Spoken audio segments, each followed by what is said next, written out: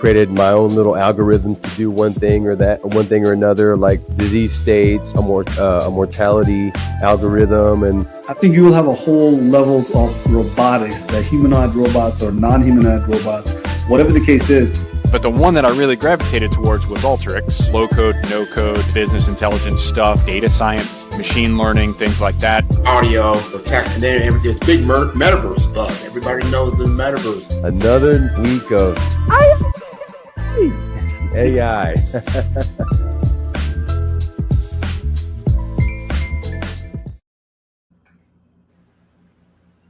All right. I have few people here, but people that are the best in doing AI is not here.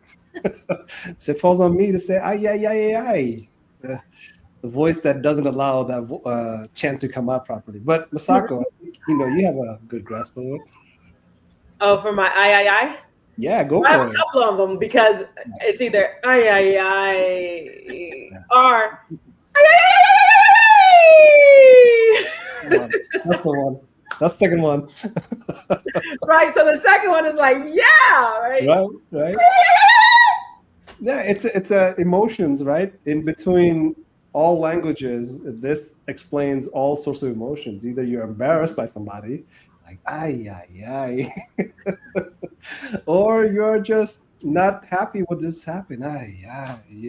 So we've had people that speaks multiple languages, and they say, wow, in all languages you can find similarities of AI, because we start off very enthusiastically, and sometimes we end with, just, man, this is a lot of burden in our shoulder. Or sometimes we just feel optimistic, so you're like, let's go dance, right? So, Tony and Darcy, how are you guys feeling? What's your energy level today? Pretty good. I can try. Could you give us an I say I all the time. There you go. I live in, and I kind of like that. There you go. I. I'll go the French version. Ooh la la. Oh, I love it. We broadcast in France, we have to change it to ooh la la AI or something like that. That's great. Exactement, mon ami. I got a little bit of that, not the whole sentence. So we wow, what a topic we have. Well, I think we need this sort of humors in order to discuss one of the topics that everybody can say, I don't want to talk about that. It just, not me, right? You go around the table like, who wants to talk about this? And they all say like, unless you know much about it, nobody's going to say anything about it. So we need somebody to explain what GRC is, right? Somebody to explain CMMC, somebody to tell us what happens in a data breach, right? So I guess the episode is called I'm in my AI Mojo, right? We want to talk about AI, but we want to talk about AI for something that we really don't want to do ourselves. But because we are subject matter experts in our field, we know how AI can escalate that sort of, I guess, the energy, right? Energy of GRC, energy of CMMC. And the scary topic of data breach, right? Nobody wants to be part of that, but everybody loves data, except for the data breach part of it, right? So I'm super thrilled. I mean, this is something that I can talk for hours, right? I'm that one guy sitting on the table saying like, oh, me, right? And people say like, talk to yourself. Nobody else is listening. But, well, there's always somebody in the table like me. They just don't know it yet. Right? They don't know it because they don't have the proper context of what GRC is. They don't understand CMMC. They don't understand data breach. If they had some sort of the familiarity, they kind of say like, oh, that can be me. I want to do that, right? And that's what we do a lot, right? Our AI community, we promote these sort of diverse thinking. And when you have this diverse thinking, you find out there's a subject matter expert in each table. They just don't know it yet, right? So my good friend Tony and my good friend Darcy, I've been hoping that you guys will come to this discussion sooner than later. And now that we're here, as a friend, as in a circle, me, Masako, Tony, and Darcy, we can talk about these topics in a very energetic manner and talk to the people that are listening and say, this might not be the most interesting topic in the world, but it's definitely something that is worth talking about, and especially with AI, right? It makes a huge difference.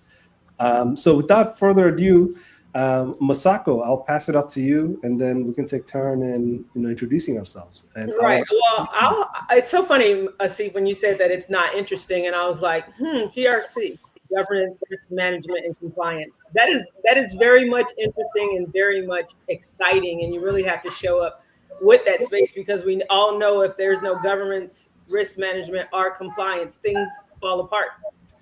And being that AI, the III podcast is all about AI. And so for me, it's like AI is no longer a science fiction, right? Everybody thought of AI as science fiction, but what it is, it's infrastructure. And without GRC, the infrastructure is without regulation. And without regulation, that's where chaos lives. Yeah. And so that's why governance, risk management, and compliance is needed to get rid of the chaos. Yeah. And that's why we're here today to talk about it, because we have subject matter experts in the cybersecurity space, in the governance space. And so that's why we have Darcy and Tony, and you guys are subject matter experts in your own right.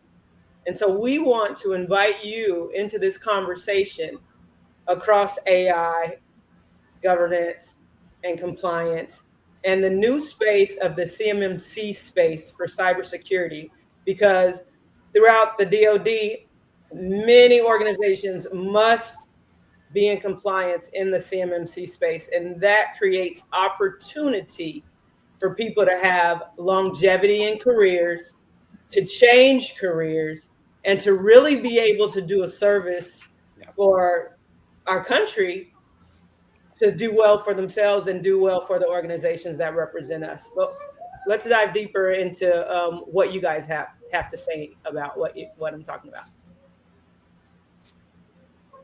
Well, you talk about chaos, and that's the realm I live in, is the front side of the house that everybody hears when you call 911. That's the chaos. We can't afford the chaos in the back end. So GRC is for the back end of 911. That's our bread and butter. That influences every decision that we make, whether it's what we purchase, how we deploy, how we report, how we answer, even things like a FOIA request. We have to maintain that control in the back end, because the front end can go from an orderly day to absolute chaos in 1 second. And they depend on us to keep everything as calm and as controlled as possible. So compliance is not an option. It is a requirement. So you don't have that. You don't have the chance to say, "I'll get to it later." It's, in many cases, it's stop what you're doing and take care of it right this second. And Tony, that's a space of people's safety, which is part of what we talk about with cybersecurity, and time. Time is of the essence. So people having standards and knowing what to do, what procedures to follow, what steps to take, saves lives in what you do. Well, yeah, we're definitely protocol driven. Yeah. Everything we do front end and back end is protocol driven. Yeah, I think before we started this discussion, I couldn't stop laughing because we talked about movies, right? Movies can go through scenes in few split seconds, but in reality, that few split seconds is multiple days, if not multiple months and multiple years. And this is where people see GRC from that lens right there, is that, oh my goodness, it takes so much because of something like GRC. If it wasn't for GRC, we wouldn't be doing most of those things, first of all. And second of all, we will continuously live in chaos. And if you know one thing about countries that don't have GRCs, is chaos.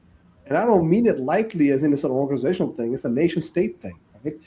It impacts every level of society. So when Tony talks about 911, it fascinates me to the core. It's just, wow. Like, you think about hospitals. Yeah, that has a lot of compliance in it. Banking, a lot of compliance. Credit card, a lot of compliance. Policing, a lot of compliance. Just everything you can look at organizational that has people, process, or whatever that comes with the process, they all have compliance built into it. So people have to know about this compliance ahead of time, pre-trained. And this goes for the job seekers. Hey, look, if you are thinking of getting a job in any industry, how much do you know about GRC for that industry? Because if you do, all of a sudden you see something that nobody else can see if they jump right into that industry without knowing the GRC of it, right? So just a quick example, if you're getting into the banking industry, do you know what KYC stands for? Right? KYC is what drives the whole banking industry most of the time because of the regulation, know your customer, right? KYC. So these kind of GRC components that we always have to be on lookout for, it starts with people that are seeking careers, people that are trying to switch careers, or people that are just trying to move up the ladder, right? Being from tactical to operational. Operational is strategic, right? As you're trying to move up the ladder, you always have to know these GRC topics like back of your hand, I would say, right? If you're a strategic person that is making swift moves and swift decisions, yet you're not really compliant, yeah, let's not go that far. that's a nightmare. But I have a question that I would really like to start off with Darcy specifically, because Darcy and I talk about cybersecurity a lot, and when it comes to cybersecurity, the CMMC space is just well, let's just put it like this. You don't have CMMC today because you're not dealing with government. I'm going to bet you that you're going to have CMMC sooner than later because that's just a standard of cybersecurity. You cannot avoid that. For a long time, we have done without it. But because of how much AI is involved in cybersecurity threats now, the CMMC is like not must tomorrow, must 10 years ago. Right? We should have built up to that defense category of saying AI can try, but most likely won't succeed. But because of AI, the cybersecurity topic is off the cuff right now. So let's get started with you, Darcy. I know CMMC, but tell us a little bit about CMMC. Tell us a little bit about your involvement with it, and what are some of the things that you are looking out for. Okay. Well, my role with the Del Mar College Cyber Center is I'm the program manager. And what we do is work with small and mid-sized businesses on their cyber awareness, their hygiene, planning, and for those that are seeking contracts with the Department of Defense or government entities, we help them with CMMC certification level 1 and some at level 2. So we are in an area where businesses are working with government entities a lot, and we have a lot of industry. We're on the Gulf of Mexico, South Texas, and there we are seeing that even our industry partners, a lot of their vulnerabilities are their vendors, are their so they may have good controls and good practices, but the people that they're contracting with may not have those stringent rules or practices. So they're really starting, even in the commercial space, to have some of these requirements for their vendors to make sure that they have access controls, that they are following the rules, the standards that are required to protect the information that they're handling as part of their contract, and any other data that might be like IP, physical locations, information, that kind of thing that they may need to be accessing for their contract, even if they're, say, a landscaper, that they need to have some level of cybersecurity. They need to be in compliance, and they need to be able to demonstrate it with documented protocols, with policies, and mapping and inventorying what they have to demonstrate that they're controlling those pieces. It's a lot when you think about somebody in a small business who, you know, they don't have very many resources often. They're enterprising, they're innovative, they're trying to wear all the hats.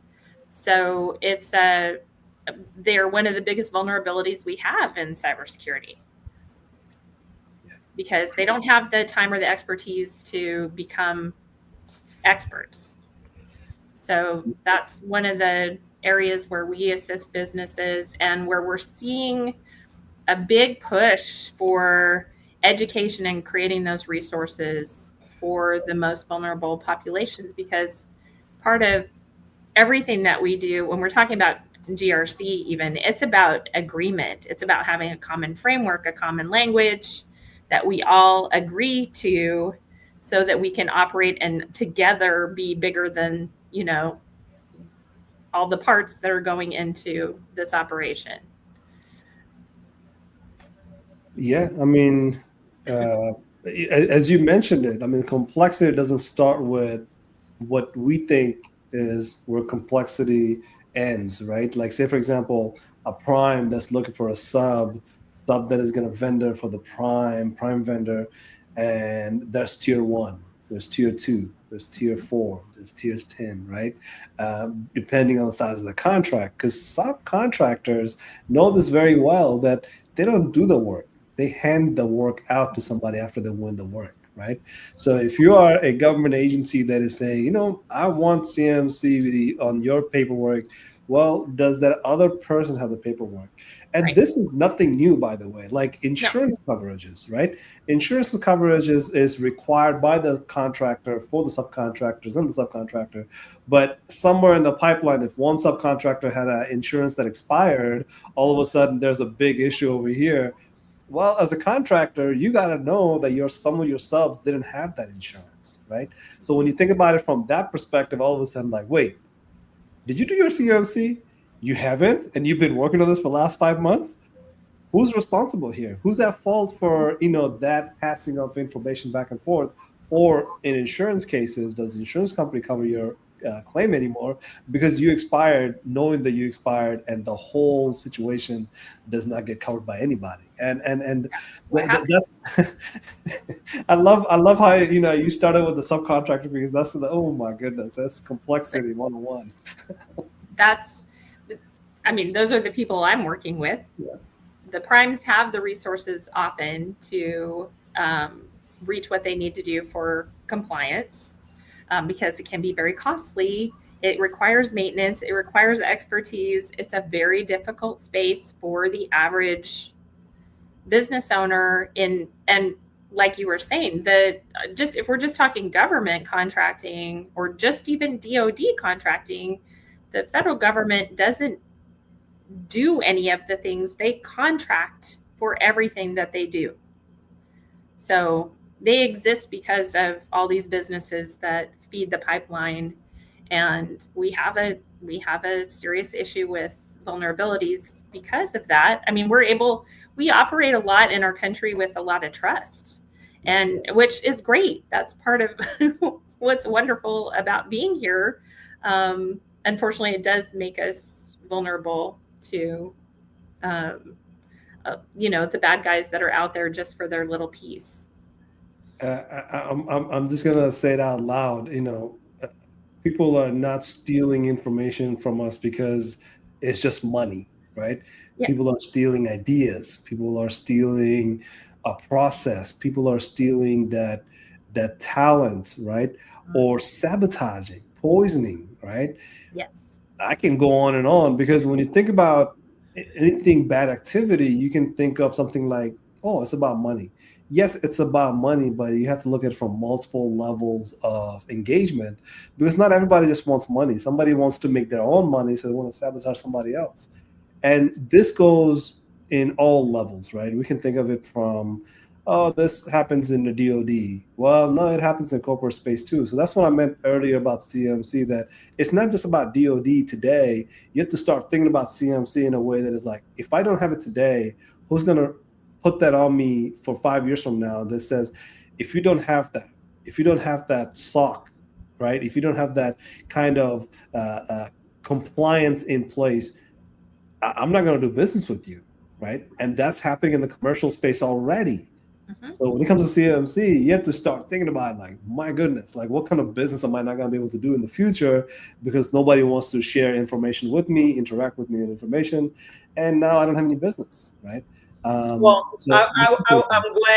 It's so funny, Darcy, when I was listening to you about the prime, the subprime, the business, the enterprise, the small business, the government businesses, and Asif just confirmed that with regard to what he's saying. It's like, for me, it's like everyone thinks that their story is unique, but guess what? Everyone is living the exact same story on a different block. Yeah. And so no longer is it the prime now has to be the one. Like every individual, every business owner, every entity has to be CMMC certified. They have to get checked off in order for them to do business. You can no longer say that has nothing to do with me, give it to someone else if that's their responsibility.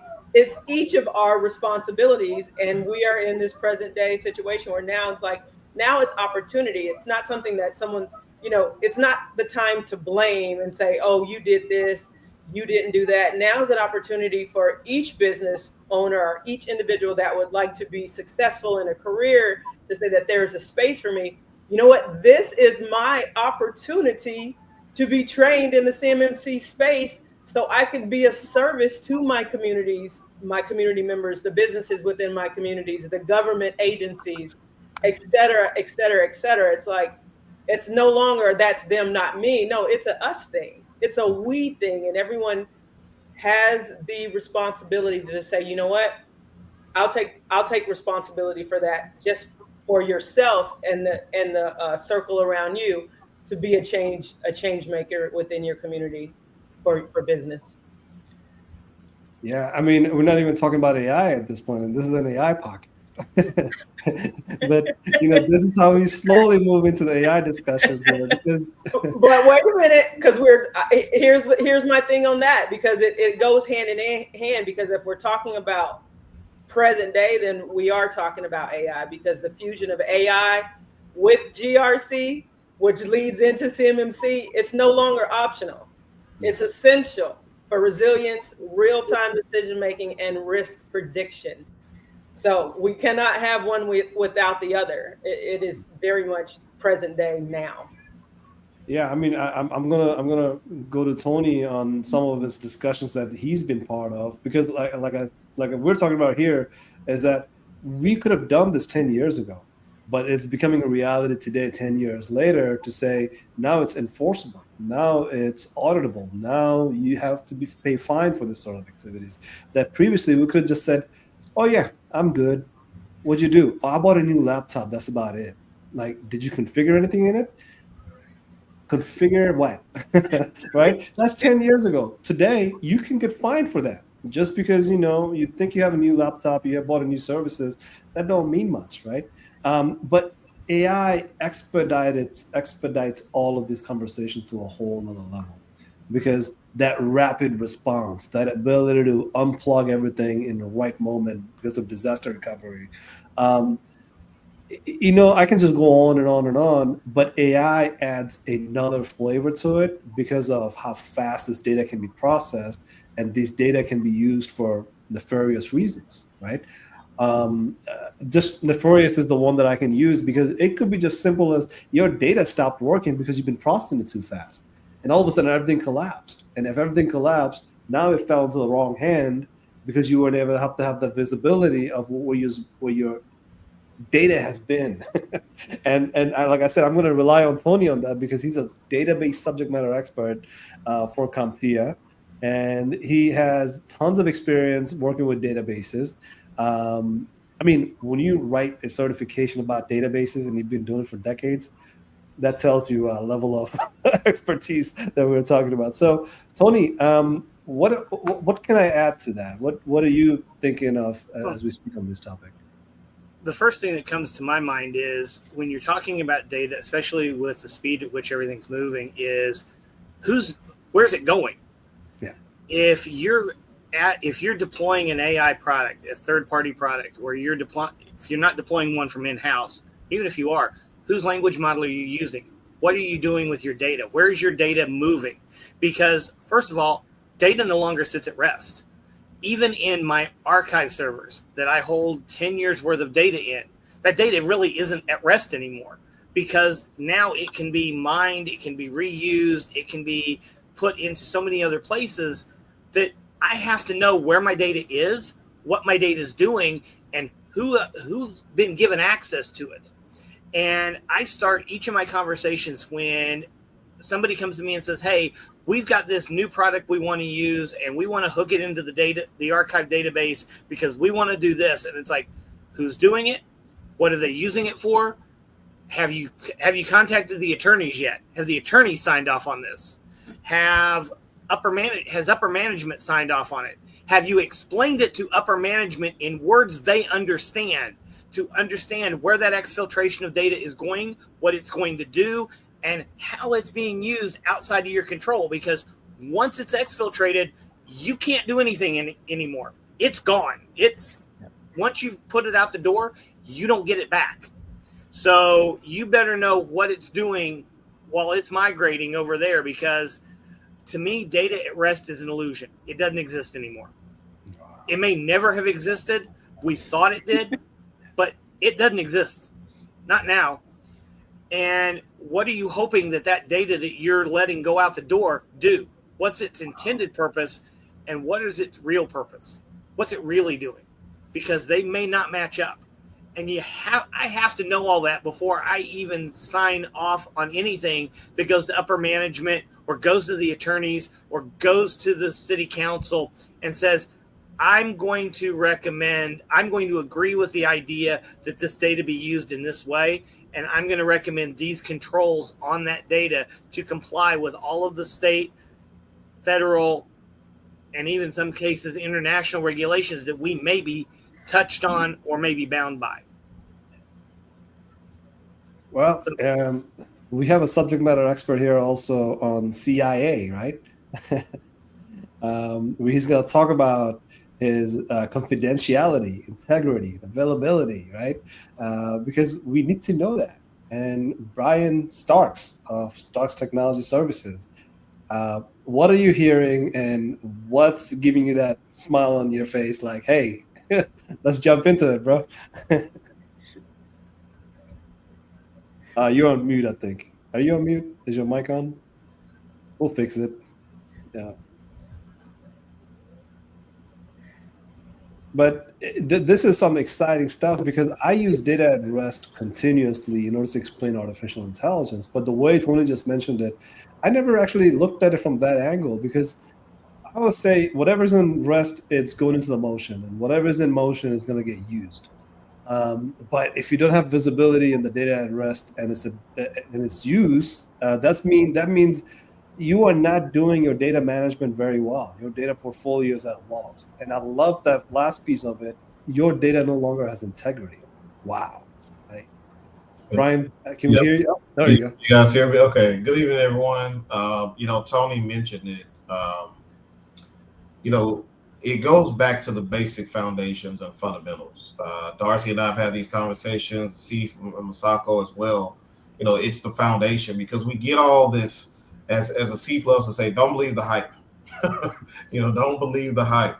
But we've gotten into the hype to where now we got to take a step back and go back to the principal foundations of CIA. A lot of times, I think Asif and Masako have heard me speak about it when I teach it. We can dummy this down in layman terms, and Tony, you mentioned it, as really a relationship. If we take a look at our basic foundations of what relationships, whether they're personal, professional, close friends, spouse, significant others, but the CIA, we talk about confidentiality. This is a confidential group here. No one needs to know what's going on behind the scenes as we talk about things to try to prepare, our deal, and to prepare companies for what's already here, but actually help them be successful. So that's the confidentiality. But as we continue to build the relationships, we base it on integrity. The integrity of the data never changes. It's not supposed to change unless you have authorized access control to it. So with these relationships that we're building right here, this is the foundation of integrity right here that we've built amongst each other. And then last but not least, when we talk about availability, right? We are available to each other, but we're not available for everybody else. Nobody has access to Darcy like we do. Nobody has access to me or C for even Masako. So we talk about the data being available, and I think Tony just really hit a lot of key points. Who, what, when, where, and how. Those are the questions as an ethical hacker perspective. That's what I'm asking. Who's got access to the data? Is it available to those that need it? Where is it going? How and why? Why do you need access to this data? So when we talk about the foundational part of CIA Triad, I mean, I think we just really hit it right there. Yeah, I mean, without mentioning a name, but when you're driving down the highway and you see that big red circle with the circle in the middle of it, there's an infamous case of it, but that's really important to understand is that once they got hacked, they didn't get hacked because of their system was weak. It's just that they allowed a third party to access their system, authorized it, but because of the system vulnerability on the third party, they got totally hacked and their credit cards and all sorts of information got leaked. And that happened 10 years ago. We still talk about it today because that's a prime example of no matter how big you are, it's not you that's a bad driver. It's the other guys that has a bad driving skills. So we joke about it. We joke about it because we're talking about CMC or we're talking about GRC, we're talking about data breach. And we're just trying to entertain here, but it's a serious matter. It really is serious because if you understand CIA, if you understand data at rest, data in motion, data in use, all of a sudden your conversation really does change because you actually need to understand these two topics very well and understand AI very well. The AI is a hype word, right? But under it all is data, right? It's 3 different states of data, and that's what AI is, right? If you don't have control over any of the 3 in a manner that you can process all the data, you just have a garbage AI, right? AI that nobody uses. And just to give everybody that's listening kind of think like, you know what? I don't know anything about technology. I don't know anything about AI, but I'm definitely interested in career in one of them. It's really important that we understand that cybersecurity will ruin AI. And I mean that with all sincerity, right? Because of if you start seeing loss of integrity because of how AI is delivered, which is like a garbage AI, all of a sudden people will come off of it and say like, you know what? If I have to live with that, why even bother, right? That's not the type of AI I want, right? So today you see a lot of these AIs that are like high performing, all of a sudden they're degrading in quality. That's sort of that available data that's losing its integrity, right? And everybody's like, if it doesn't have integrity, how do I know it has confidentiality? And again, without naming a name, everybody uses that one thing called GPT. Guess what happened? They got told by the court from now on, you are no longer allowed to delete any of the data that you promised users that you will delete over time. So users' data is literally sitting on their end, and if they get compromised, all of our data gets leaked with it, right? As in our personal thoughts, our personal needs, things that we thought was temporary, it's literally stored in their system for anybody to access maliciously, right? So I go on and on about it, but you kind of see, all the connections, the dots, coming together slowly, right? And artificial intelligence, where do we start, right? We don't have to talk about all the artificial intelligence, but if we talk about data in layers, because I just love that idea, data at rest, data in motion, and data in use. If you just say that over and over, all of a sudden you get a different glimpse into AI. And anybody who's looking for a new career, new ways to engage with AI, or just saying, you know what, we need AI in our company. How do we approach it with the right framework, right? How do we approach it with the GRC in mind? How do we approach it with a standard or a governance, the compliance that we have to be liable for? How do we approach it? Well, approach it with those 3 steps. Where's your data at rest? How is it being motioned? And who's using it, right? If we cannot answer who's using it, something's wrong with the data in motion, data at rest. I'll just leave it at that.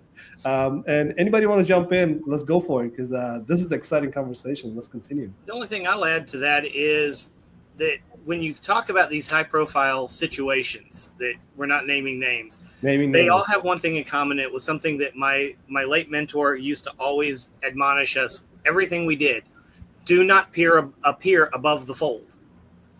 Looking back at the old style of print media, if you appeared above the fold on the Washington Post for the wrong reasons, you can't dig a hole deep enough to crawl into.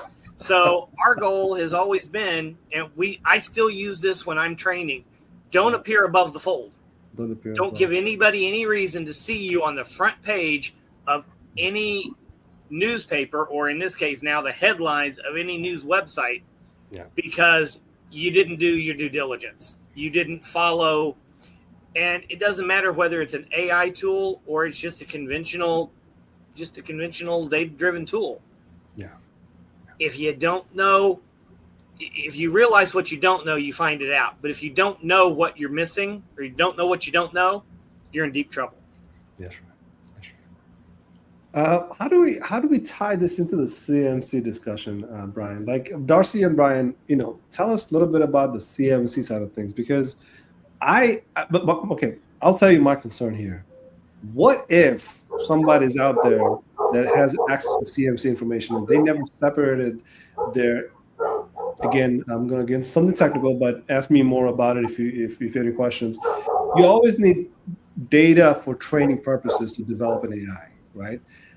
No matter how big of an AI, small or big, you always need access to data. All of a sudden, you have this data that's coming from Pentagon, and you don't understand the difference between the data that's coming from Pentagon and your data that you're allowed to use. Above the fold situation, right? Somebody used Pentagon's data to train their model. There we go, right? So kind of give us a glimpse into it. What do you think about those data that's being stored, and how does CMMC play into that? Darcy or Brian, if you guys want to take a shot at this. I was going to let Brian talk about it, because I am not aware of where AI fits in CMMC. I don't know that it's, and Brian can probably answer that question. Yeah. Or maybe. Yeah, because hacking is same. It's like, CMC data or non-CMC data, right? CUI or non-CUI. Mm-hmm. I'm going to hack either way. And if I have to train my data, where am I getting the data from? Is it the CMC data or non-CUI data? How do I know? Did I do my due diligence to separate those data, right? Yeah, I think when it boils down to it, AI is just so fresh and new. Everybody's trying to get a piece of the pie. They're trying to figure out how it can be utilized. But really, let's put AI to the back seat. Let's protect the data first. Let's protect the data first. Right. Let's focus on protecting the data first before we start integrating AI, because there's so many different components in the seat. You and I, we've had extensive conversations for months now. There's still AI governance. The AI has to be governed. When we're talking about AI hacking AI right now, I mean, it's insane. So to inject AI into CMMC, I mean, if companies want to utilize AI and put good databases together to train AI to do and help them with some of their security postures, great, go for it. But let's not get too far ahead of ourselves. Let's focus on the basic foundations. And I hate to keep saying that, but it's actually true. And that's where a lot of companies, they missed it. And then now, as a result, because they're trying to be so sophisticated, you're missing that intricate details of just CMMC and the foundations of NES 800, 171. You've already missed a bigger picture. AI can assist us, but we don't need to start integrating AI to a point to where it controls everything. Right. I totally agree with Brian on that. It's like, security is the number one thing. So to implement AI in something that's not secure is crazy, because first AI has to know the rules. And so if you're putting AI into something with AI not knowing the rules, we know when AI knows the rules, it's an ally. But guess what? AI doesn't currently know the rules. And so it becomes a threat.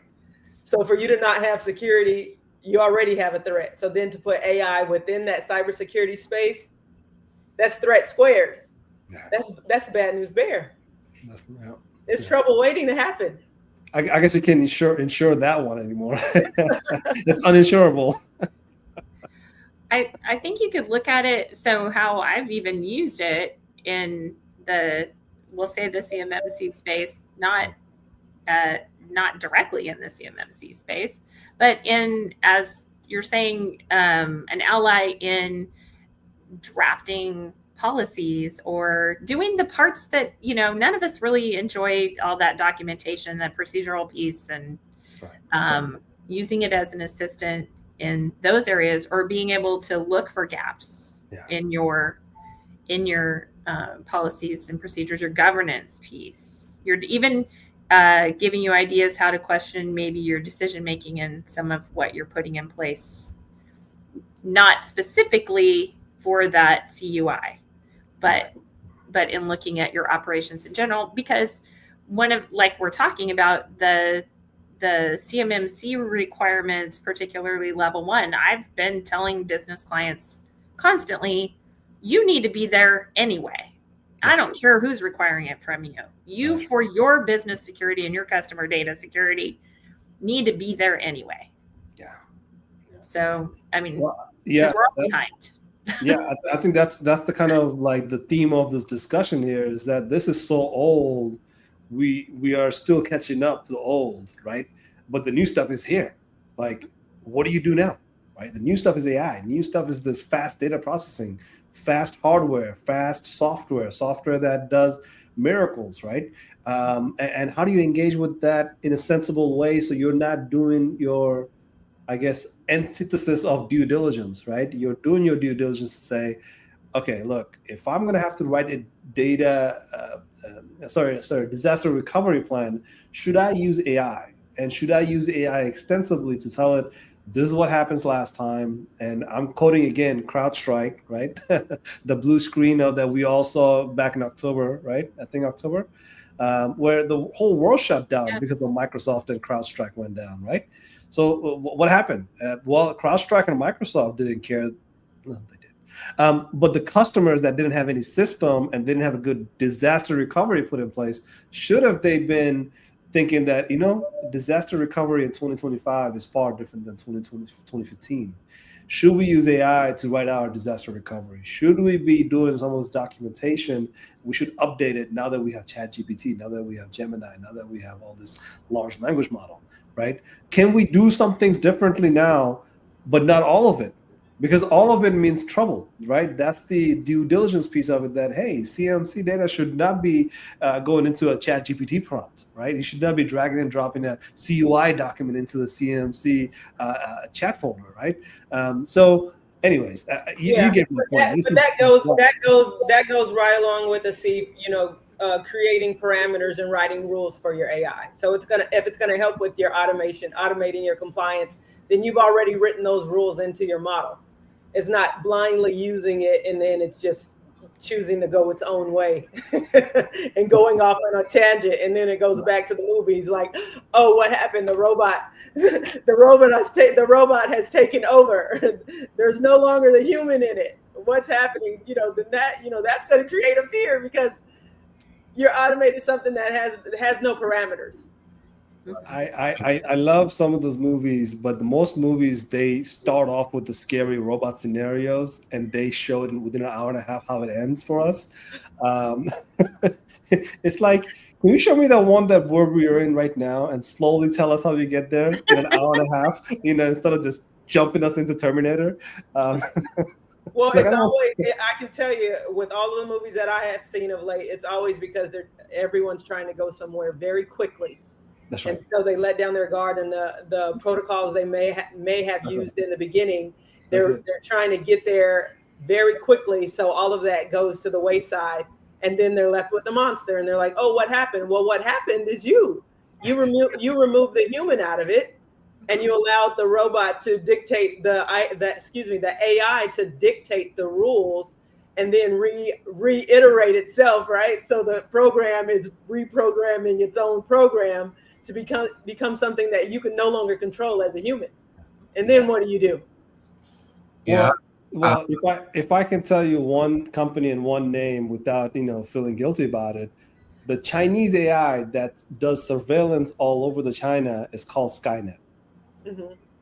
I don't know if there's a joke behind it. I just want to say it out loud. That system is called Skynet, and Skynet is what Terminator used as the evil program, right? AI program. But none of my business. That's in Chinese Mandarin, maybe. Who knows? All right. Well, If I were to encourage anybody to go see Megan 2.0. Oh, Okay. Megan 2.0, it was a wonderful message about AI. Not giving out the nuggets of the movie, but it really showed it. I was very impressed with the message behind AI.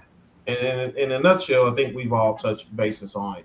It's training your AI to do whatever it is to make our lives easier, not for it to go into a deep learning and then start doing things autonomously on itself. But when you're talking about CMMC and AI, I'm like Darcy. That let's just leave the AI part because or are you going to train your AI to label all of your CUI? Or are you going to be sending CUI unencrypted? Or are you going to train the automation? So let's just, before we get too far ahead, let's get back to the basics. Get our clients, all of our, everyone that's handling CUI data, get that stuff labeled wherever it is. Get it labeled. Let's get back to the basic foundation, and let's not convolute this whole thing with AI. Because Darcy, I think, made a great point. We can use ChatGPT to maybe perhaps tweak some documentation and some governance, right? Some compliance. But ultimately, we still have to have the human element to go over because AI doesn't know what we have in our environment. They don't know. It doesn't. We have to train it. We have to train AI. So we still have a responsibility, as organizations, we have a responsibility to go through our own SSPs and our PROAMs and all of our risk assessments and security assessments. I even encourage companies, do a pen test, do a penetration test so that we can go through that thing very thoroughly, so that there's no type of, there's no confusion. We're all on the same page. We know where the vulnerabilities lie. Now let's work together so that we can help remediate those things. Yeah, I mean, you're describing something that is, where we've been as is and to be, right? And we gotta take some action to become something else, right? And so, I think this part, let's kind of go through each of our background here, right? Brian has this amazing setup where people that are looking to do upskilling or professional development or just start a new career, right? His subject matter expertise is all those things that he's talking about, right? We have to educate ourselves, and education doesn't necessarily just starts with that idea that I need a new job, right? Just being aware is plenty, actually, because that means you are the defender of your system, and that system doesn't matter where it is, right? Be in manufacturing, be in a hospital, be in somewhere else. You're not supposed to click on that blue link just because you see it, right? You're not supposed to do a whole lot of things. So, Brian, why don't you give us a rundown of your services and your subject matter expertise? Because this is what we do in Smart AI community. We bring in businesses, we bring in folks to talk about their businesses and some of the things that they advocate for, right? The SMART, the A in Smart AI stands for advocacy, right? We want to be able to advocate for whatever we're passionate about. So Brian, Masako, Darcy, Tony, let's go for it. Let's tell people what it is that we're passionate about and what type of services that we provide. Brian? Well, I'll say my passion has always been help. Even when I was a little kid, growing up in the church, and I would watch elderly people struggle to even get up the stairs. So I just had a niche to help those people. Because I had a responsibility as a young person. If I can do something to help someone, then that is my responsibility because it's who I am. So throughout the years, my military career, and now being the name and the face of this organization that we all love, it's all about assisting and helping. So that's the passion, is to help educate. So here at Stars Technology Services, we provide so much education. It is just enjoyable to see people's lives being transformed. But not only that, but when they actually go get a career path in this IT, the cybersecurity field. But not only that, we also provide the services that can help every organization from small entrepreneurship, small, medium size, large, and enterprise level. Security as a service. It's been my go-to for quite a while now. Auditing as a service, compliance as a service, and then most importantly, training as a service. Because let's face it, everything, we have to be trained on everything, whether it's AI, whether it's cybersecurity, whether it's understanding how to use Microsoft Word. we can help and deliver that service so that it makes your job a lot easier. But not only that, we can help make your job easier, but we also can help secure it at the same time. Masako, you want to go next? Sure, I'll go. It's talk about yourself. You do it. What was the question? No, Tell us about yourself, please. Tell us about myself. So I'm passionate about creating change within the communities that we live in, and one of the questions that I like to ask myself, and I would encourage everyone that's hearing my voice and watching my lips move right now, is to ask yourself the same question. And that question is, what are my best next steps to live my highest, best life? And so in that space, I have several things that I do, but it's all about community building. I'm a community builder. And so I partner with organizations such as Starks Technology Services, such as Kupva Solutions, such as Matrix Capital Trust, such as Educated Insurance Solutions Group, such as the Business Loan, smart way to get a loan for your business. And so I partner with organizations because when I partner with organizations that align with my core competencies, then that extends my reach to assist in community building. And that starts with the person within their household, and that goes far and wide to entrepreneurs, to business owners, in order for each individual to equip themselves to live life on purpose. Because that question is what are my best next steps to live my highest, best life? And oftentimes people don't get there because they don't ask the right questions, but that is the right question. Because when you ask that question, it aligns you with people, services, and resources that will help you get to your next best step.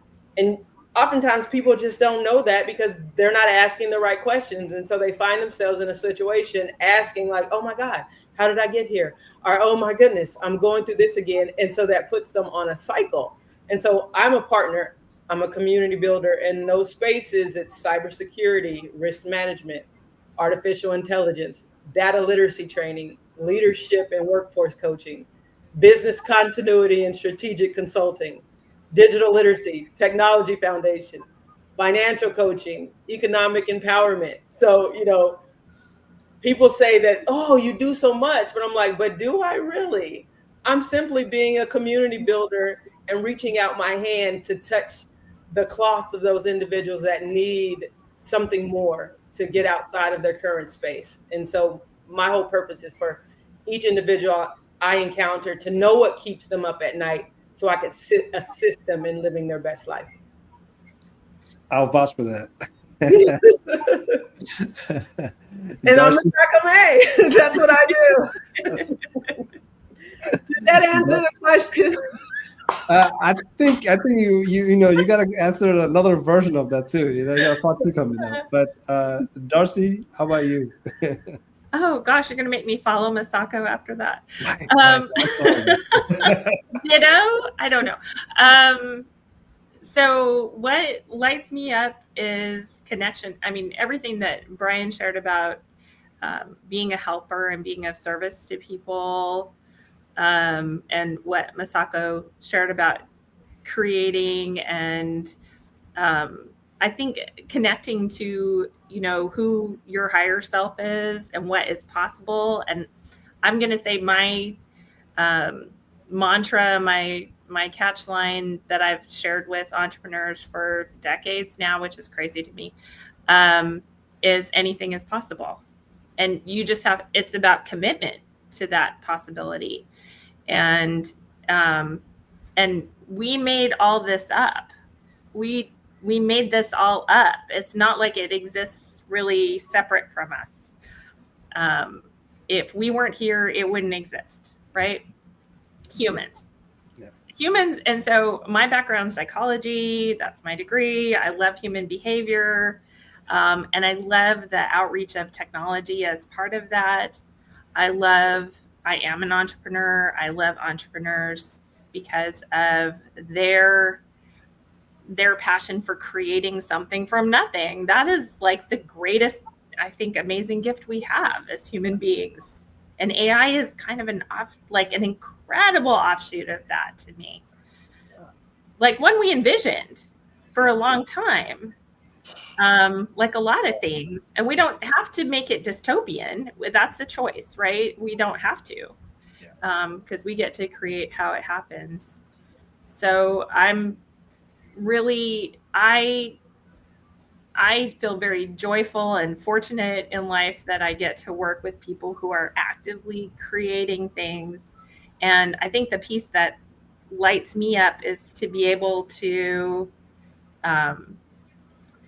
offer suggestions or guidance of forming their own connections, building teams that you don't have to be the expert in everything. There are experts out there. It's creating those relationships and bringing those people in. And then again, we're bigger than, the sum of all the parts. And also even those basic pieces, like we're talking about compliance and regulation, those seem like really dry, boring things, but it gives us, it's where we do get to slow down. We do get to reflect on what do we really want and how do we want it to not just exist, but be sustained over time. We want it to exist over time. And so having those frameworks, having that foundation, making sure that it's solid and even can be replicated, is part of the part that lights me up. And then I just I geek out and what Asif and I geek out all the time because we get into like the existential pieces of it, but to me it's all existential. So I love what I do every day, and I'm very excited and fortunate to be with the people I'm with. I mean, I love that. I love that we are all here to help other people, right? That's the theme here. I got a special treat right now because wait a minute.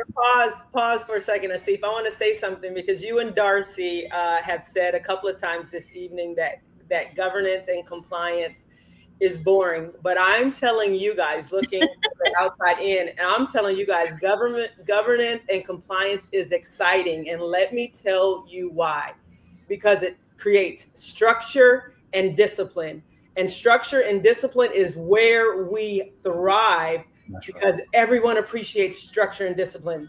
Sometimes people act like they don't want it, but everyone appreciates it because it shows you that you love you. When you have the structure and the discipline, it allows you to thrive. So I'm telling you guys, you're saying it's boring, but I'm telling you it's not. With your governance and your compliance, that's exciting. That's the exciting stuff. It's where it's the jumping off point. And it really is. And so thanks for saying that, Masako. Yeah. No, well, I got a special treat because Tony can, jump into what Masako said, right? What is that one little cartoon that somebody says like, who wants structured data? Everybody raise their hand. Who's going to clean it? Oh, except for Tony. Everybody else like, put your hands down. No, I can clean it. I can clean data. I have some data science immersive in my background. We love clean. That's another thing we love. We love structure. We love discipline, and we love clean. There you go. Clean data. Who's that? But I'll start with Tony here in a second, because we have a special treat from Tony, because he just recently finished his PhD. So not only are we going to hear about all of the things that he's passionate about, but we want to hear about his journey into this PhD world that he just been through, right? And we're going to be the audience here to learn from him, because as he's teaching us what he's been through, I'm expecting the other people to listen and say, yeah, I can do that. I can do that, because it's not easy, but to get started is the hardest part, right? And once you get started, you just continue, because that's me. That's all of us here, right? We started at one point and it's just continued, right? We never said, oh, this is it, right? I'm stuck here forever. No, nothing like that. So Tony, my friend, I'm always looking for your next journey. So, but before we get started on that, talk to us about your past, where you've been and where you're heading next. As a kid, I was always in love with knowing everything. I wanted, if it was something I could learn, I wanted to learn it. And because of that, I basically kind of fell into working with data. But I fell into, I talk about falling into places because serendipity seems to be my best friend. I came into 911 out of a badly worded job application, a job help wanted ad. They said they wanted a CAD administrator, no experience required. Well, what they didn't say was CAD meant dispatch, not drafting. So I'm thinking they're designing their own jails, they're designing their own guns. No, I'm being told, what do you do if 911 goes down? It doesn't. That got me the job. And then I fell in love with the idea that I was supporting heroes on a daily basis. Yes. Because, I'm sorry, those folks that sit in those seats, they are heroes beyond my abilities. Yeah. I was hired as a programmer, software developer. I became a data-focused software developer because I found the data was more fun to work with than the code that I was having to rewrite. I went ahead and finished a second bachelor's degree, started toward a master's. I wanted to focus in security because I wanted to focus on offensive programming. Forget defensive programming. I wanted to program offensively. I wanted to fix it before you knew it was broken or before anybody could figure out how it was broken. They said, nope, you don't have the background for it, but we have this data analytics program and you qualify. So I jumped into it. And then one thing led to another. I was analyzing how we responded to COVID-19 and how much of our response was technologically impacted and how much of it was people impacted. We found the technology was the bigger impact than the people. And I looked at my wife and she said, you're this close. You've always wanted a PhD. Let's go for the PhD in data science. And everything I did, I got in trouble with a couple of professors for it. Everything I did was focused around the centers, around working with my headset heroes and trying to find a way to make their lives better through the use of data. I've been lucky that I have done everything from architecture through data science, architecture, engineering, administration, management, governance. When it comes to data, I probably had my hands in it somewhere. I focused on one of the biggest problems in the centers, and that's staffing. We don't have enough people. But I got dragged into it when my director called me one day and said, have you heard of Erlang? Having a degree in software engineering, I'm like, yeah, it's a great programming language. You want to figure out staffing model using this programming language? It'd be a challenge, but it could do it. No. I went and looked, found out. I had no idea what she was talking about. I learned about Erlang algorithms, the queuing theory. At the same time, I was working on a PhD and realized they were telling us we needed to hire 3 times the staff that we had on hand. I'm seeing all the looks on your faces. Imagine the look on the city council's face when we wanted to go to them and say, we need to hire 3 times the number of people we currently employ.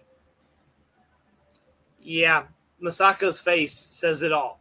Yeah. We didn't do that. We said, how do we build a better mousetrap? And for me, it became, well, I can't tell you how many people you need if I don't know how many transactions you expect to handle. Yeah. So I started working on the other end of it. And I realized I'm a unicorn. I'm a database administrator and data scientist in a public safety answering point. There's probably maybe 2 or 3 other of me in the country that are dedicated to working in the center. There are other data scientists that work in the industry, but working in the center, there aren't that many of us. Yeah. But I live in a rural area outside of the city I work for, and they have maybe 1-2 dispatchers. They have 2 dispatchers on shift at each time. They don't have the resources to be able to do all the things I can do, and they can't afford to go out and hire someone to do what I can do.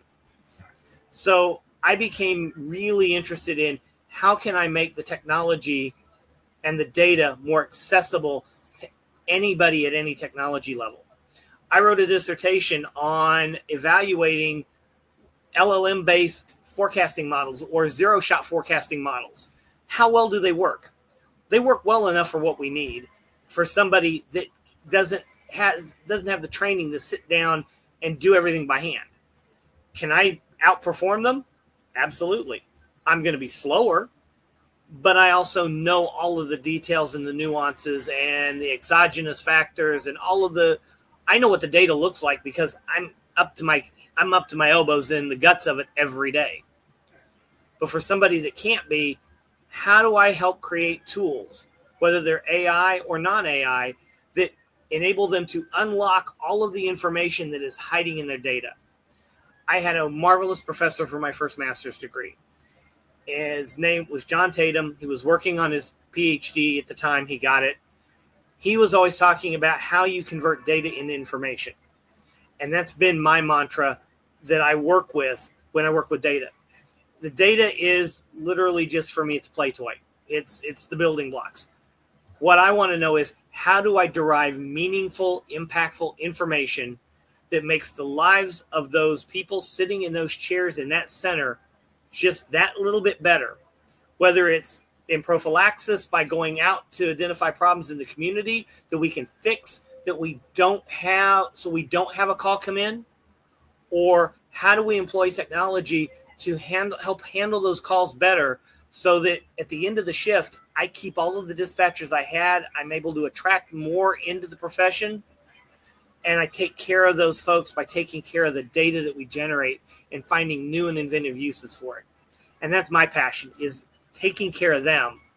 And I went for the education because I wanted those letters after my name so people would take me a little more seriously in my industry.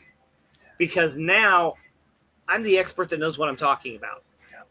I was the same expert that said the same things 3 years ago before I had the PhD behind my name. But now that it's behind my name, I'm taken a little more seriously, and I have a little more clout to advocate for the things that I'm most passionate about.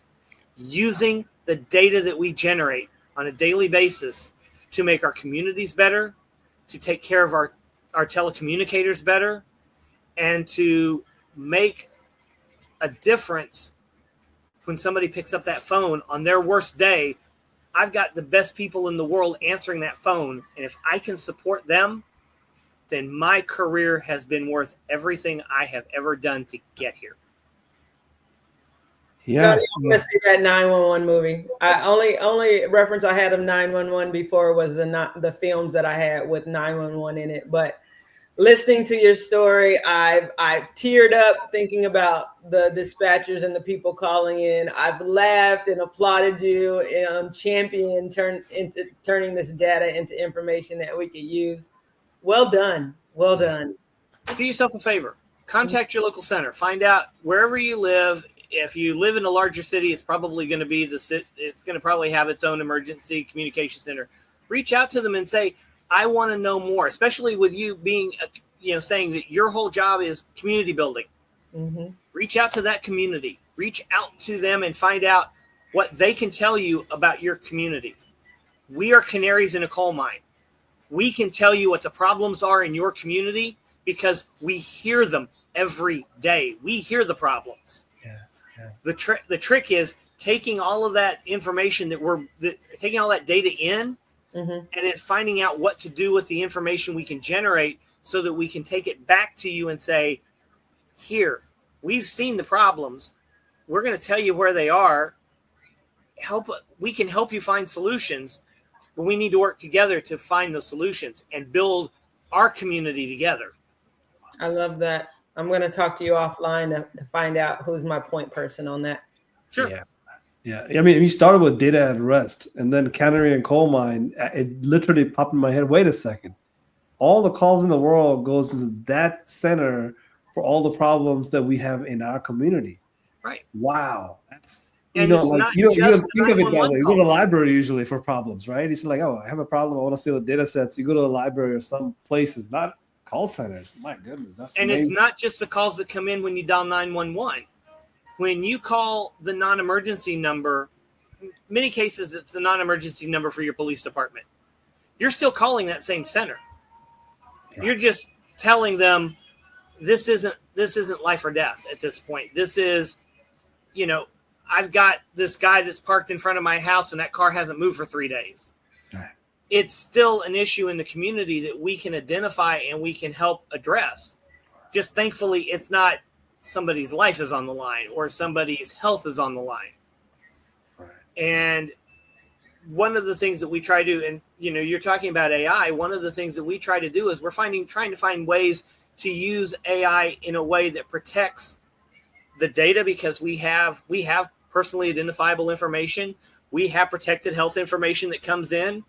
Trust, when you call in and you say, I'm having chest pains, we're going to go into 20 questions mode. And a lot of that's PHI instantly. And we are trained on how to handle it.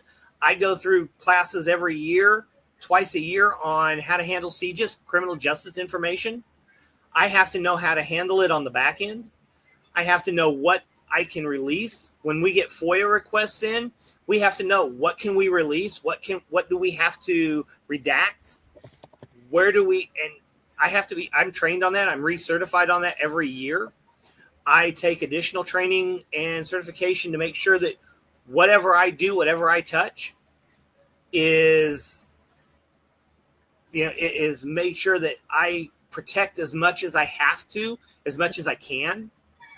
So when I'm interrogating you about this new application you want to deploy, it's because I know what I'm sitting on. Mm-hmm. And I don't want to let you have one drop more than you absolutely need to do what you want to do. And then I want to evaluate how you do it to make sure that what you sold me is what I'm getting. And to know what my data is doing when it's moving outside of my control. And I bring all of that back to CompTIA when I'm writing these exam questions, because I'm passionate about making sure that the people that follow me, because I don't want to be the only data scientist in the 911 center, but I also don't want to be the only DBA that handles this data. Yeah. I want to know that the people that I'm helping in that career pathway will take this as seriously as I take it, because this is all your data. This is all these facts about you at your very worst. And I'm protecting it like it's my own, because it effectively is my own. I take ownership of it when I step every day, when I step under the floor, when I step into my office. I'm taking ownership of everything that's in there, because that's how I know it'll be taken care of. Yeah. Because I know what my training is. I know what my skill sets are. And I know that I will take care of your data. Yeah. Because that's my mission. Yeah, that's one of the ways you do actually, help the next generation to think of the way you need to think, by writing a certification, and that certification promotes these sort of questions that they might not ask themselves all the time, but they have to study for it. And if they study for it, they have to know this somewhere in the back of their head to say, not that guy. Don't give it to the North Koreans. Give it to the South Koreans. There's difference, right? Because, well, I mean, we were laughing about this, but here, the Google just told us the other day that North Koreans are using Gemini to write new resumes and submitting job application in USA. Absolutely. Right?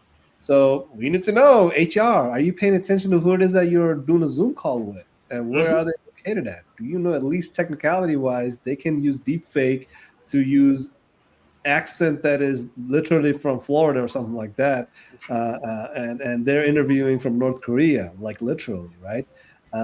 So we gotta know this information. We gotta have this information in the back of our head, because it's not every day you're interviewing a North Korean from Zoom call with Florida accent, So I just say all those out loud because, look, me and Tony, when we sat down in the room and we were brainstorming about what to ask, questioning is the hardest part of learning. How do I get to a point of learning that I can just ask questions and feel comfortable about asking that question? But it starts with asking the dumb questions first, literally, right? If you think it's a dumb question, go ahead and ask it. Then you'll find out, wait, it wasn't so dumb, really, right?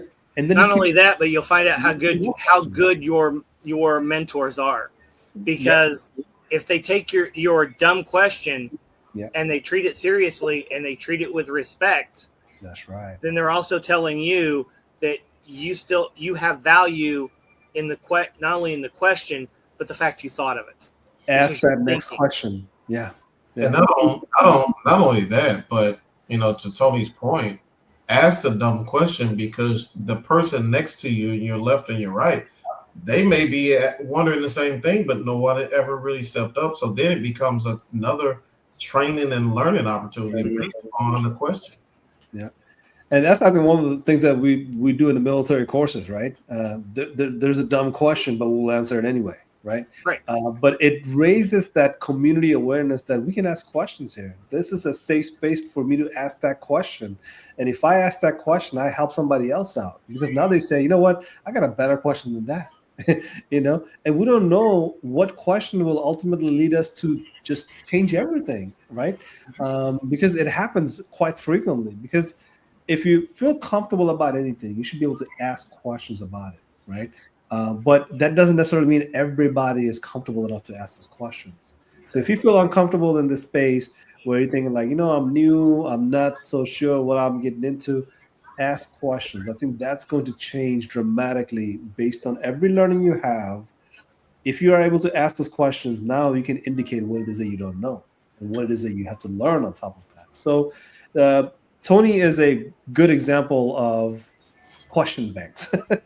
One thing that I like to ask when I find myself in situations where I'm like, I don't know what you're talking about, that gives me permission to engage in dialogue is, okay, what should I be asking that I don't know to ask? Right.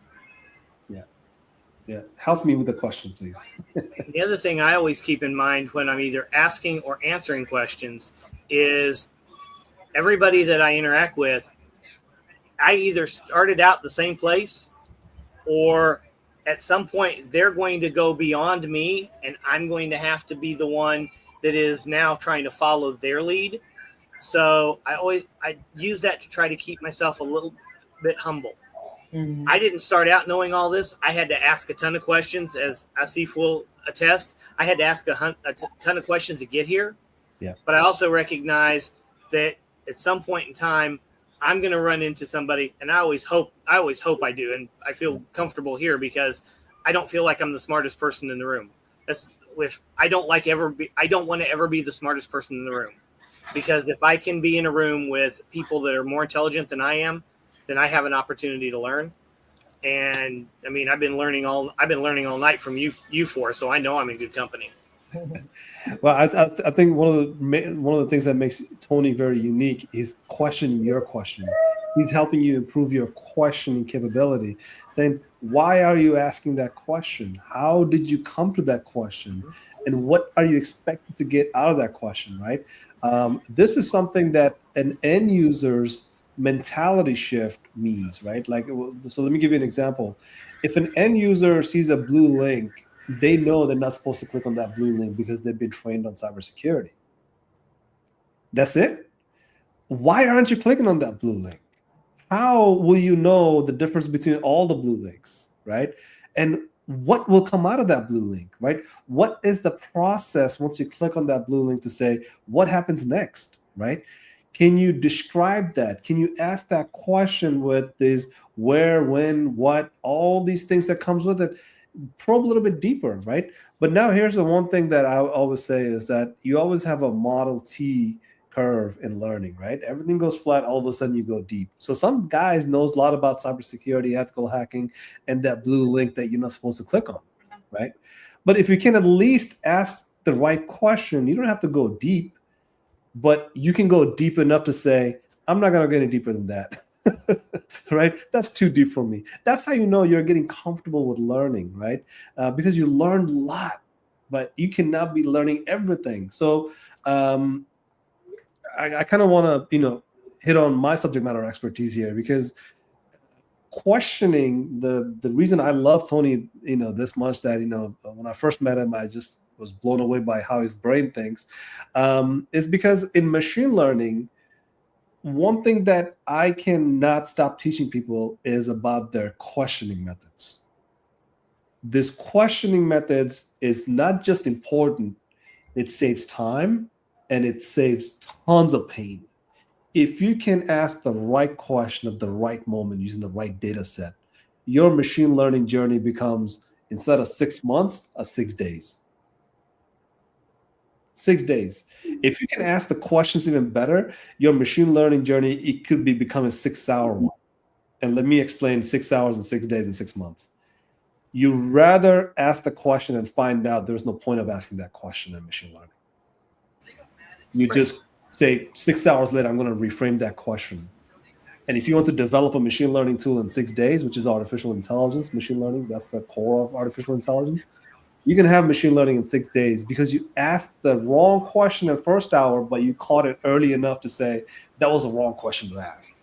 In hour 6, I was able to change that question and say, now the question I asked, now it allowed me to deliver a machine learning, the output in 6 days because you asked the right question.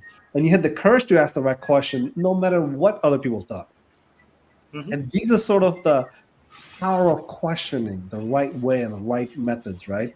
So when Brian teaches somebody about CompTIA certifications on security or network, you're thinking to yourself, like, wait a second, I have this great machine learning use case, but because I asked some questions about networking, all of a sudden I know that would never work. Because the routers and switches are not made for the machine learning situations, output that I'm looking for.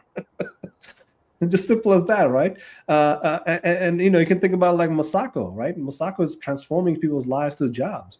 If you have a machine learning use case that you're thinking like, you know what, there's no job behind it. Why am I learning about that machine learning? Why don't I do something that will earn me some income and give me a potential pay raise?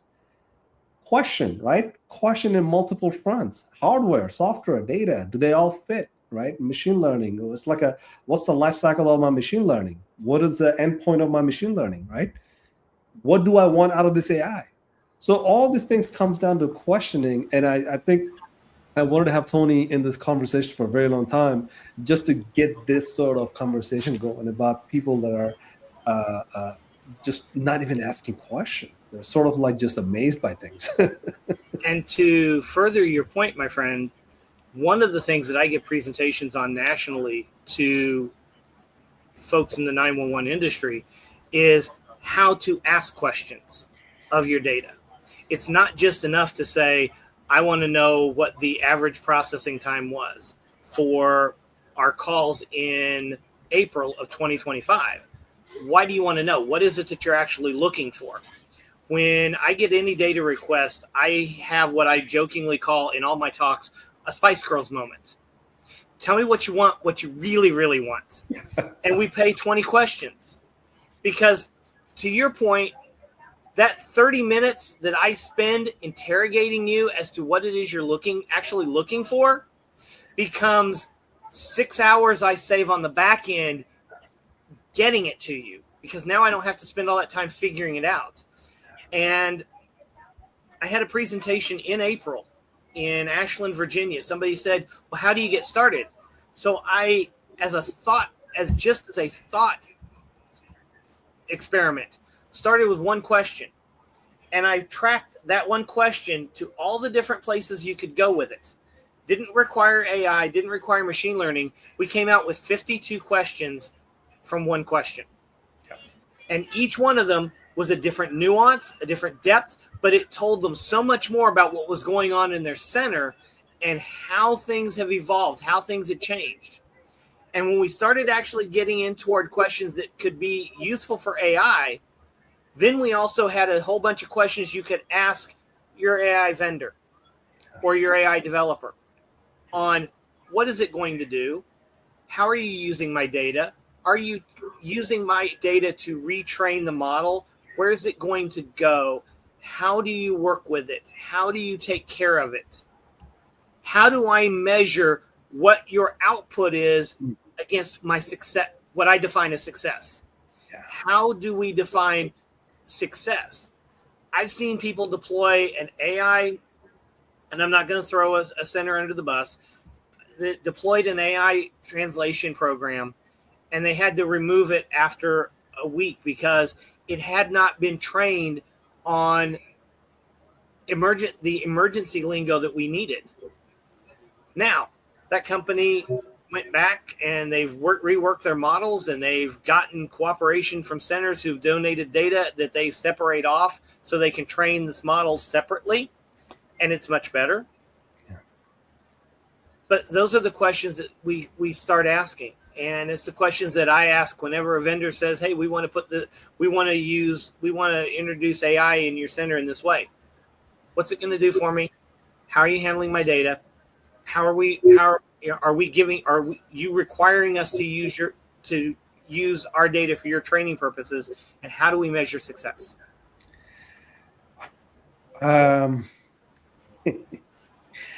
All right, guys. I know you guys have probably a lot of questions, so let's grill Tony here. But I do want to ask a question to Tony about those 52 questions. That reminds me of feature extraction, right? Mm-hmm. So you look at a big data set and you do a feature extraction. So, when we think about feature extraction from a data set, that's 52 questions, right? You start with one question, you end up with 52 questions because you're looking at the data set and you're saying, there's so many features here. This is not just name, last name, first name, and phone numbers. This is last name, first name, and the events of your life which changed you. What did you become after that event? I'm just going on about the 53rd question, right? Like, what happens to a person after they get in a car accident? How does that life transform? How do I find that out, right? But I'm just putting that out as an example. But tell us some, data set related things that you've seen where you're just like, I started here, but boy, we ended up in some other places. Like, what's your take on that? Oh, the easiest one of the bunch, because I'm actually working it up as a possible presentation for a conference next year. When we work on calls, in a lot of cases, when an officer's done with a call, they need to go back to it later and they'll want to put time against the call for their reports. A lot of us have procedures, but one of the things that we try not to do is reopen a closed call. But it's the fastest thing to do. So what we found out was, how much did that impact us?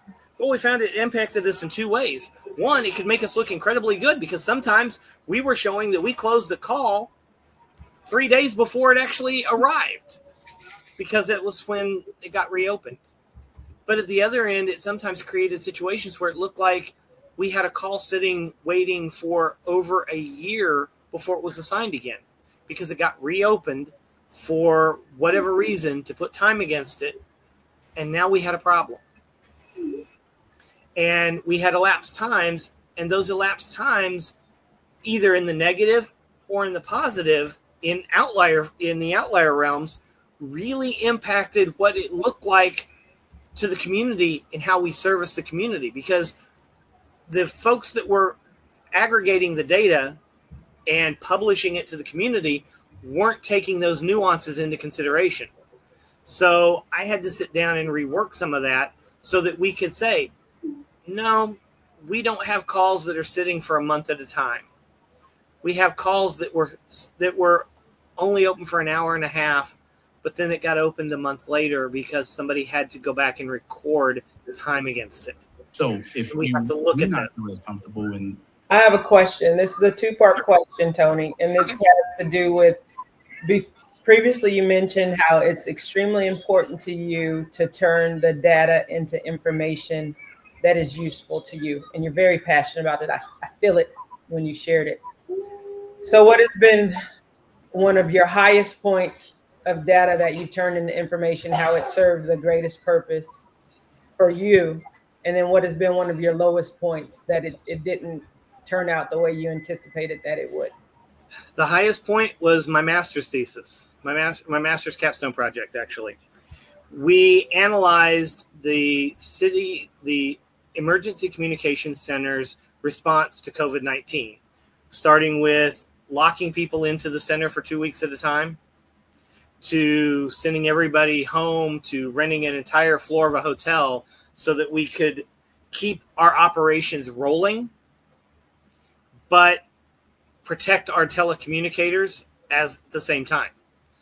And what we found was something as simple as changing our VPN provider made an incredibly impactful difference to the positive in how quickly we responded to events in the community. Probably the lowest was the congressional shooting in Alexandria a few years ago. I got called into the investigation because I'm the guardian of the data and it happened in our jurisdiction. And as we went through, we looked at so many different calls. We kind of felt like we missed a red flag. We missed something because we didn't put the data into information fast enough, the right data into information fast enough, and we saw it after the fact. And regardless of your political output, the fact that someone was shot and harmed, thankfully not killed, but shot and harmed because because too many fractured systems did not come together to put the data into meaningful information fast enough, somebody got harmed. And that drives me to what can I do? What can we do with this data? What can we change? How can we change how we use it so that we can save a life, so that we can get to somebody a little faster? The American Heart Association will tell you that if you can put your hands on chest within seconds of somebody showing symptoms of a cardiac arrest, you can raise their survival rate to 90%. How fast can we recognize it and get those hands on chest to save that next life? How quickly can we get to a scene of a domestic to prevent something bad from happening because we can recognize a keyword or a stress point, or we can recognize something that rolls us that 2 seconds faster, because that 2 seconds might make a difference. And if we can save a life, if we can protect a life, then every second that we work is worth what we do. Thanks for that. I have another question, and you may be able to answer this or you may not. But when we were talking earlier about 911, the 911 center, my mind always goes back to 911, the day. And listening to you right now talk about high points and low points and the capacity of receiving data, sharing data, and then getting it disseminated to the right sources and resources to do what is appropriate to save time and save lives. When it comes to 911, the day and the misappropriation of data, what are your thoughts, if you have any thoughts with regard to that, around the information that was released or the information that was shared that wasn't disseminated across agencies? What are your thoughts? Being a data scientist, when it comes to data and information, what are your thoughts around 911, the day? We don't use nearly enough of it. we generate tons of it. And we barely scratch the surface of what we can do with it. Like I said, one of my goals is to use it to identify problems in the community that we can address before the phone's ever picked up and called. If we can cut down those calls before anybody picks up the phone, that's a win. Because that's maybe somebody doesn't have that bad day. Maybe that telecommunicator doesn't get that crying, hysterical parent on the phone because their child is in danger. If I can cut that down, if I can find new and inventive ways to use that data to make it better for my telecommunicators, if I can find a way to say, hey, this person has taken so many calls in this time, and these calls have all been fairly long, can we get them off the floor on a break now and find a way to to manage that so that we don't have a burnout situation, so that I don't have a telecommunicator to walk off shift silent and I don't know if they're okay or not? I want to make sure they go home okay. I want to find every possible way I can torture the data until it confesses so that I can make things better for the people in the headsets and the people they're serving in the community. And we don't use as much of it as we can. So I'm passionate about, can we find new ways? And somebody says, well, hey, can we look at this? I'll stop and look at it and we'll come up and see what it tells us. What can we find? You can ask the question. I'm going to help you find the data and we're going to find an answer. What are some of the ways that you believe we can create change within our communities to, share information, whether it's look at the types of calls we're getting. Look at the types of calls we're getting, where we're getting them, and when we're getting them. For example, do we see a situation where one county over from me is a food desert? There are no active grocery stores in the county. You have to leave the county to go buy fresh groceries, one county over either direction. So let's look at their medical calls. Do we see areas that the farther you are from the grocery store, from fresh food by distance, do we see an increase in medical emergency calls? Could those be addressed by putting together, instead of putting together farmers markets once a month in a community, could we put together, pick up some of that produce that farmers that are trying to get rid of, purchase it, and then distribute it out into the community, into communities at risk?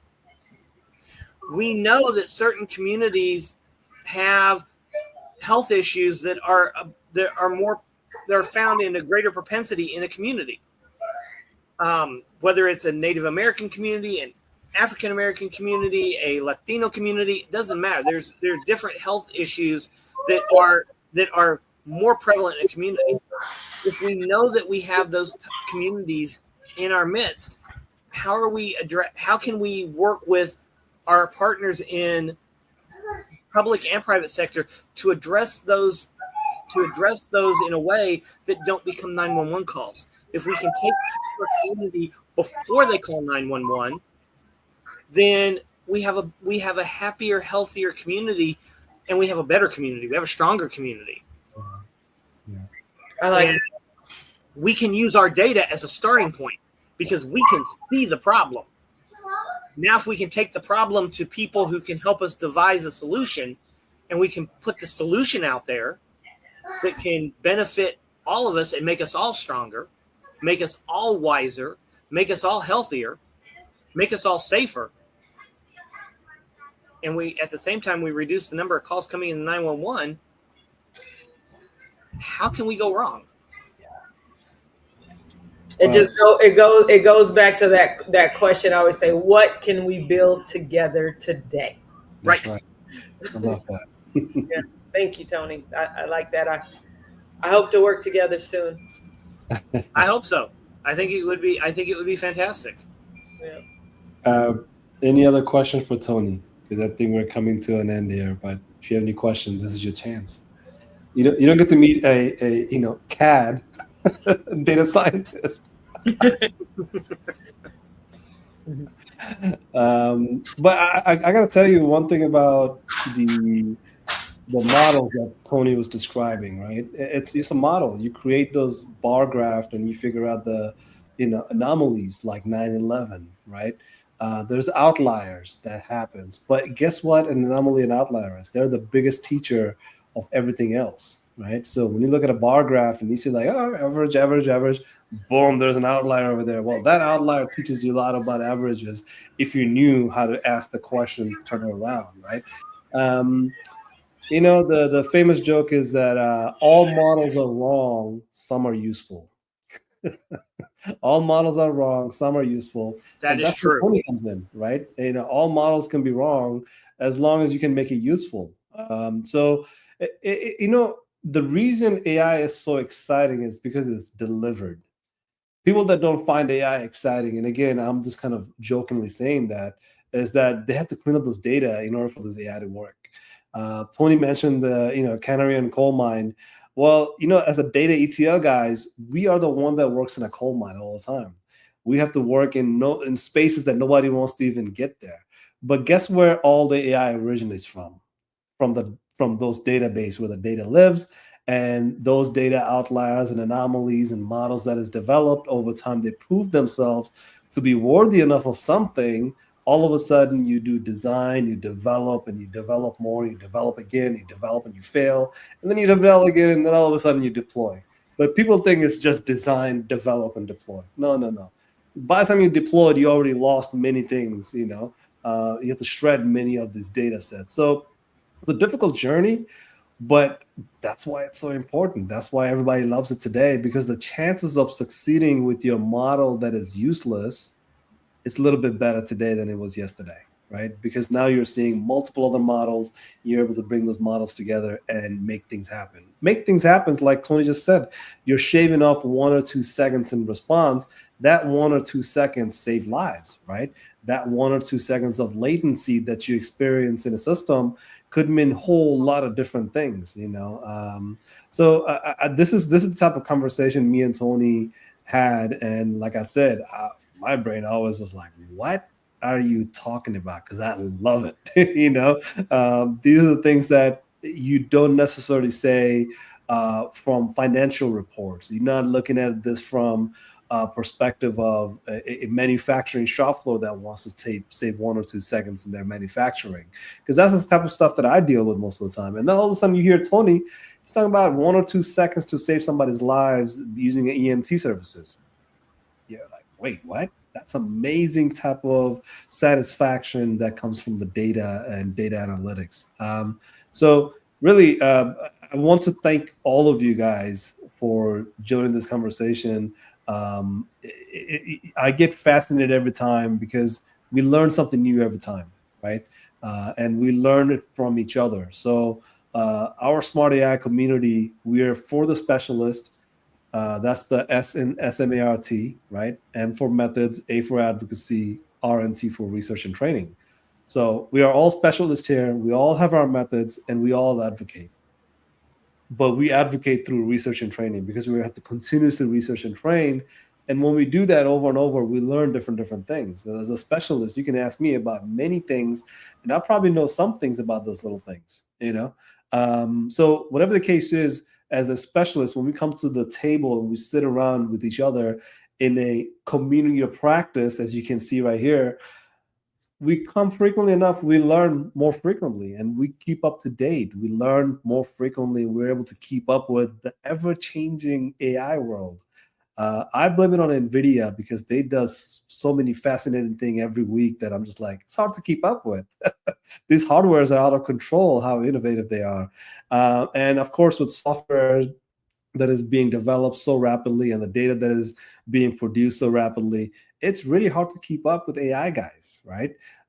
So as an advocate, I advocate for the fact that we all need to be educated, and we all need to educate with each other. Look to your left, look to your right, and see who knows what, and address that as your source of strength, right? So again, I had a blast learning, but let's go around the room and give our departing thoughts, and give a little shout out to everybody who's listening and what it is that you would like them to have as a call to action, so that way maybe they will do something different tomorrow after listening to you. I'll let Tony go first. The one thing I'd say is if you live, especially in a rural community, and you have the skills to help technologically with your centers, reach out to them and see if there's something you can do to help. In some cases, they may say no, but they may say, hey, if you can help us write reports and show us something, whatever, and you're willing to go through and work with a pre-cleaned data set or whatever, find out what you can do to help. Find out what you can do to help them. And make sure that one other thing you can do, talk to your congressperson, because right now 911 telecommunicators are still classified as secretarial. They're not classified as first responders.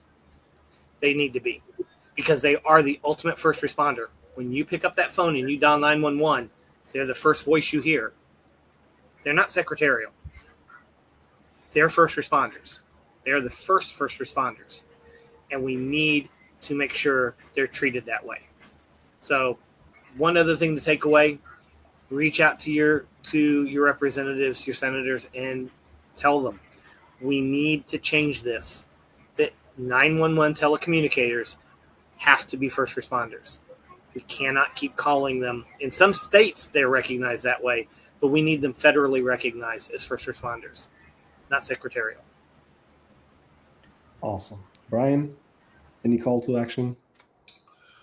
I would just say for those that are watching all around on this podcast, is I live and breathe by the 3 Ds.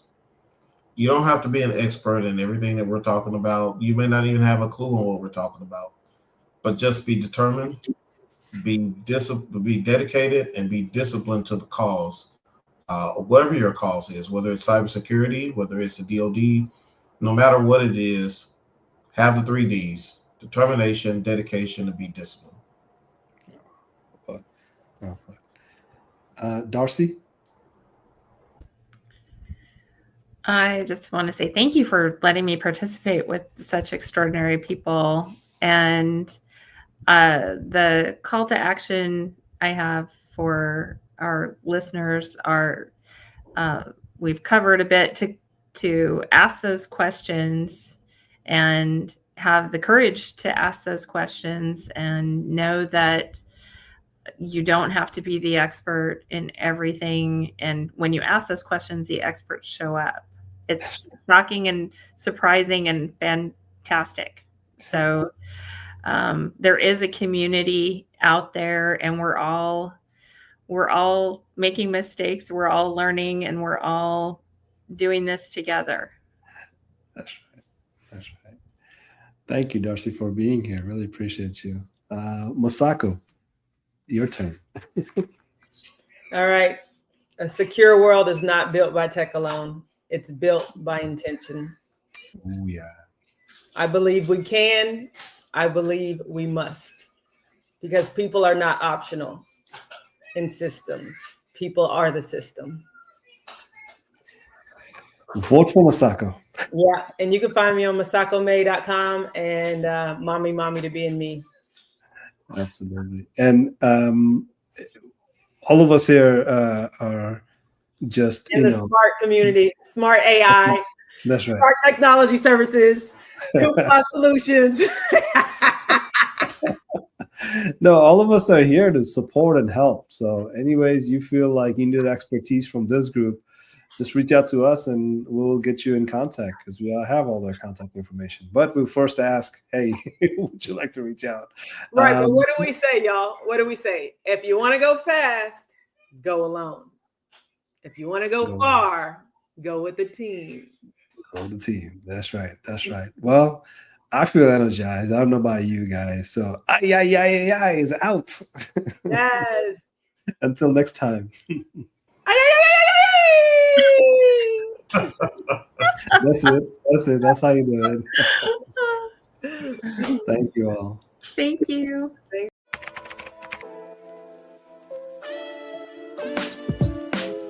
Created my own little algorithms to do one thing or another, like disease states, a mortality